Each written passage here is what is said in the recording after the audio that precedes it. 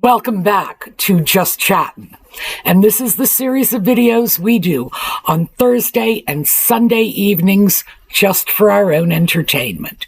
So for all you Audie fans, I think it's pretty clear that Audie is determined to stay here. He is crawling up and digging his claws in because I think he believes I'm going to put him down, which I am. We got a lot of snow last weekend. Audie went out and saw the snow, walked around on it, didn't like it, and came right back in first chance he got, because he's no fool. And now, of course, he is clinging to me for dear life. Apparently, he's fearful that I'm going to put him out again, but he seems to be forgetting that it was his idea. I opened the door to get the mail, and he just ran out behind me. So yeah, I don't see how it is I get to take the blame for this.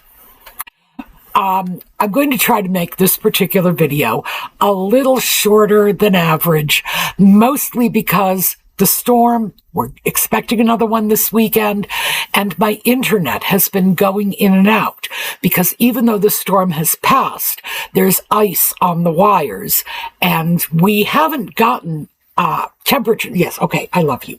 Sorry.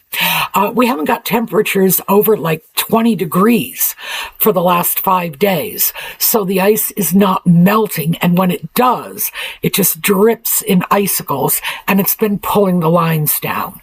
So because I am concerned about maintaining an internet connection, which, as I say, has been spotty for the last couple of days, I'm going to try to make this short so I can guarantee it will upload. And of course, I have a cat to console too. All right, we're going to take a quick look at the intro, and we will be right back.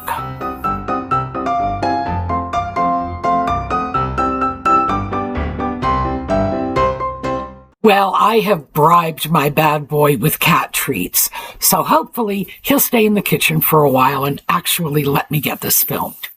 I am going to try to make this a little shorter because with the storm last weekend and another one coming up this weekend, the power lines have been seriously impacted, and my internet has been going in and out for the last several days. So I'd like to get this in the bag, get it safely uploaded, fingers crossed, so that I don't have to worry about any major problems with the power lines here. As many of you know, I live in a rural area, and rural areas generally are like last on the list when it comes to dealing with power issues. So, yeah, it's not as if we have hospitals on our grid. All right, so meanwhile, while this is going on here, on the comments section of my videos, I have been getting some requests from our viewers that we look at something besides Nutmeg and the sock puppet. People are getting sick to death of them.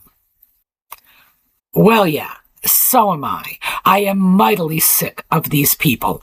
My cat is sitting in the kitchen. Well, right now he's eating his cat treats. When he's through eating his cat treats, he is going to be writing letters trying to organize the I Hate Nutmeg fan club.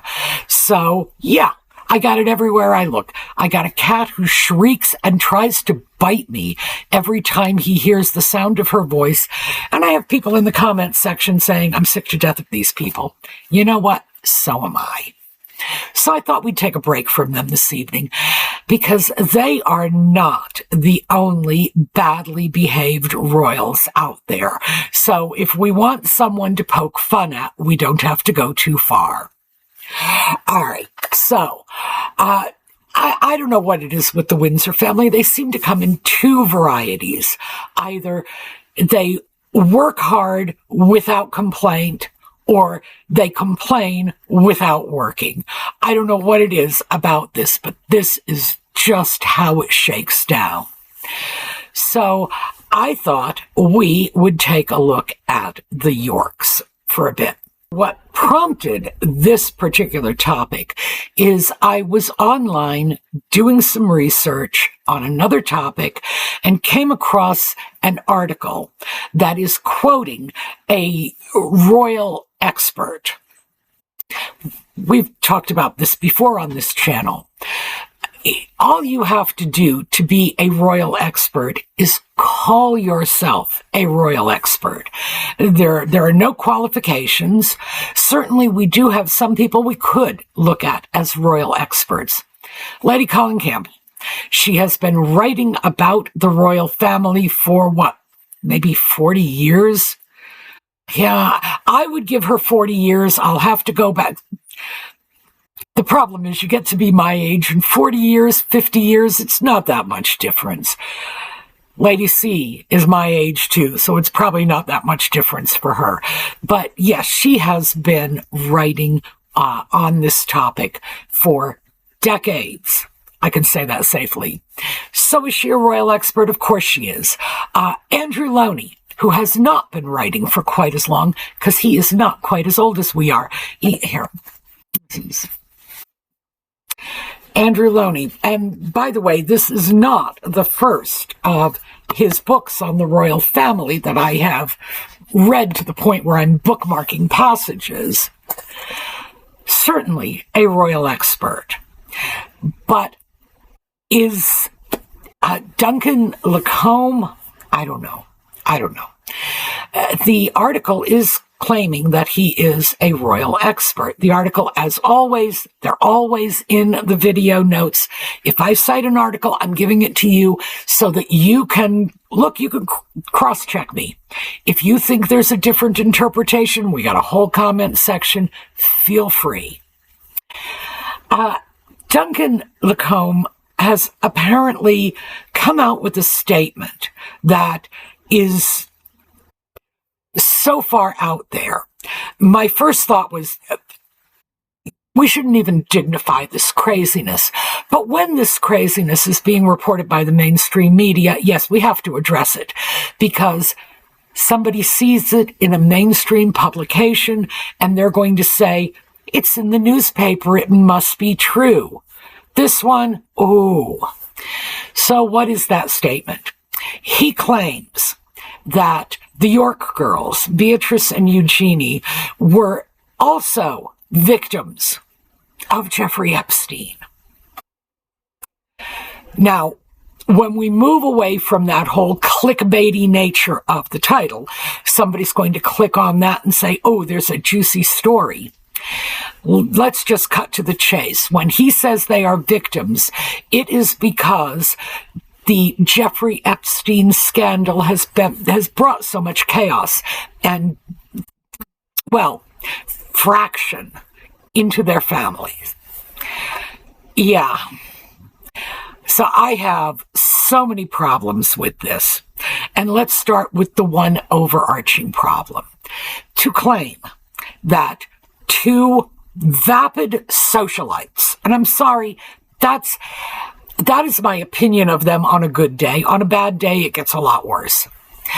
That two vapid socialites are somehow in the same category as young women who were trafficked, who may have been forced, who were certainly exploited. And I'm sure you all know that's as far as I can go on this topic without running the risk that YouTube will just shut this video down. And yeah, that's like sort of minimally what I would expect if I went much further in this. That is not only a complete distortion of the truth, because no, they were not victimized by Jeffrey Epstein in any way, period. No victimization took place.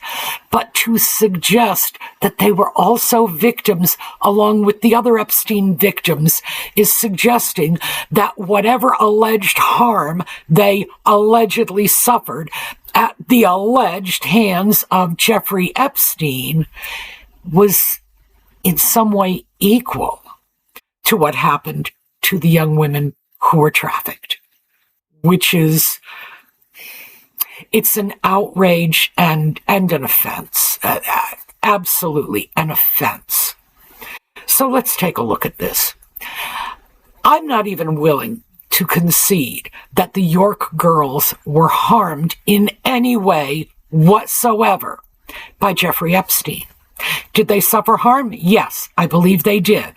Their parents' reputations have been dragged through the mud, and their own reputations are not far behind. We'll get into that in a bit. But did Jeffrey Epstein do this? No, he did not.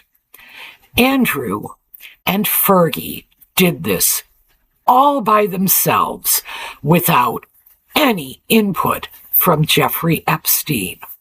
It's not as if Epstein went to them and said, you must do this or that, or I will shoot you in the head. No. They were willing participants, and they profited significantly. They absolutely profited. Fergie got money from Epstein, and Andrew, in that bizarre and cringeworthy interview, even after Epstein had been incarcerated for his crimes, said that he did not regret his association with Epstein because it brought him useful and valuable connections. So even Andrew, who was not even willing to admit that he had met Virginia Giuffre, with whom he was photographed, was willing to admit that he benefited from his association with Jeffrey Epstein. And frankly, he probably benefited a good deal more than simply getting a few introductions. So, Fergie and Andrew benefited. Yes, I'm sorry this is spilling off onto the York princesses if they had no part in this. But again, we don't know that. So let me just say, here, I just picked this book up a minute ago. Andrew Loney. Andrew Loney seems to think there's more to the story with regard to the involvement of Beatrice and Eugenie than is currently available to the public.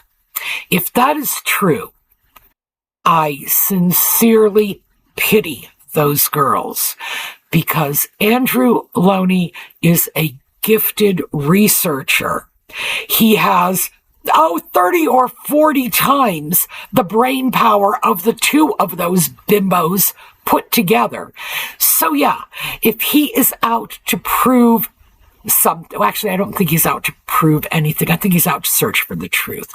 I think I would be doing him a disservice to say he has an idea and he's trying to prove it. He seems to be a very serious researcher, and that's just not how it works. He's got a bee in his bonnet, like an itch, and he's going to scratch it till he figures out where it leads. And if it leads to the fact that the York girls did directly benefit from an association with Epstein, then that's where it's going to lead to. And all I can say is this guy is motivated by a quest for the truth. So you're not going to be able to silence him, and you're not going to be able to buy him off. So my sympathies. What do we know about the involvement that Beatrice and Eugenie may have had? Well, we have indications, and I'm going to say indications only. I believe they are true, but the palace has denied it. We have indications that Fergie brought her two daughters on a visit to Jeffrey Epstein in New York in 2009. Again, Buckingham Palace has said, nuh-uh, but what would you expect them to say? We'll have to see if anything concrete comes out by way of proof of this. But I don't think that's particularly telling. In 2009, Beatrice would have been 21 at most. Eugenie would have been 19, again, at most. They would have been young enough so that one could always say they might not have known what was going on. Not very bright for people late teens, early 20s, but we'll give them the benefit of the doubt because I don't think they are very bright. Maybe they were clueless. Beatrice was scheduled to receive a $250,000 wedding gift from Jeffrey Epstein. And apparently the palace said no. And so the gift was refused. Interestingly enough, she did receive a £750,000 wedding gift. And I'm sorry for going back and forth between dollars and pounds. This is the way the stories have broken. So we're talking, £750,000. That's a lot more in dollars. So this gift was given by Selman Turk, who is, he's a shady guy. He's been involved in fraud cases. I believe he was convicted, in fact, and he was allegedly introduced to Andrew through or by Jeffrey Epstein. So that's the Epstein connection. And Beatrice allegedly returned the £750,000 gift. But obviously she accepted it. Now, I don't know about anybody else, but if somebody's giving me £750,000, I'm going to be gosh darn sure I have a clear understanding of why they're doing it, especially if it's someone, a Turkish businessman I don't even know. So this is, one of the reasons that Loney, and he's not the only one, he's just the most significant of the researchers. This is one of the reasons that Loney and people like him are saying that the York sisters may have been functioning as money mules for their parents, for the payoff money they were receiving from people like Epstein. And here's the thing. We know that both Andrew and Fergie were receiving payoffs. We know this. Fergie was caught red-handed. We know Andrew has done likewise. So when we look at this, would it really surprise anyone if their daughters' accounts were used to launder money? Because quite frankly, that's just sort of common sense in the criminal world. If you have children and they have accounts, oh yeah, that's going to be a very attractive laundering system for this money. 2 very spectacular wedding gifts to Beatrice. And once again, let me just stress that one of them was allegedly refused and never accepted in the first place. The other one was accepted and was later returned. We don't know how much later, and we don't know why. So, is this a viable scenario? Do I think Andrew Loney is just barking up the wrong tree here? Not even close. I think he's onto something, and I firmly believe he will unfold a lot more of this. Again, the man is a good researcher. He is bright, he is tenacious, and if you've ever read his work, you would know it holds up. There is no question about this. Nobody's going to be able to sue this guy for defamation because he dots all his I's and he crosses all his T's. So, what are we looking at? I would have to say that in my personal opinion, we are looking at Beatrice and Eugenie, if they are smart, retiring away to a quiet, private life, quieter than they have been leading up to date in order to just fade into the background and hope this washes over them. Because if anything comes out as a result of this research, they are going to be pariahs in the royal family, just like their parents are.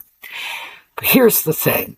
Even having said all that, and given the fact that I don't think there's anything special about these two to begin with, so I am not inclined to cut them a whole lot of slack. I will say this. These are two young women who were raised by Andrew and Fergie. And those are two parents who have the ethics of a goldfish. Just one goldfish, not a goldfish apiece. So they each have the ethics of half a goldfish, and they have to share it. So is it any surprise that their daughters would have somehow gotten wrapped up in this, perhaps before they were old enough to figure out what was going on? Yeah, I'm not surprised. I would have to cut them a lot of slack when you're raised in an environment when payoffs and kickbacks are the norm. It just doesn't look that awful to you.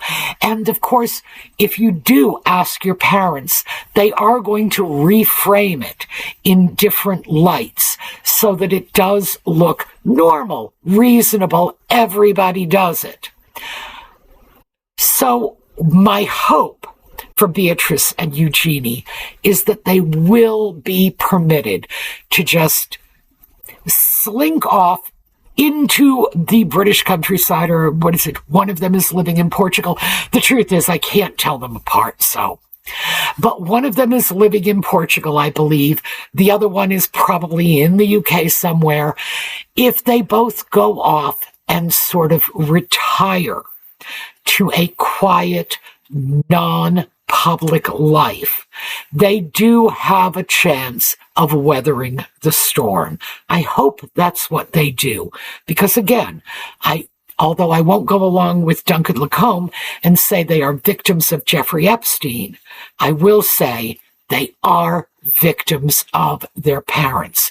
Anyone raised in that environment is going to come out with a pretty much off-target moral compass. There's no way around it. You're not going to know right from wrong. So, yeah, I hope they are not too heavily penalized. But if I were betting, my money would be on Andrew Loney digging up more dirt. That will be very embarrassing and very compromising for those two young women. My advice, Beatrice and Eugenie, is pack up your tents and slide into the countryside. That's how you can weather the storm. So that is what I have for you today. Here. He will never look at the camera when I want him to. Let me see if I can get his little face. No. You know, for a cat who loves being in the videos, he doesn't really love having his face seen. All right, that is what I have for you. Just a quick little Guess Who's Not a Victim video. We're going to take a look at a slideshow on the way out. Thank you for being with us. I hope to have you again here next time. And in the meanwhile, have a terrific day.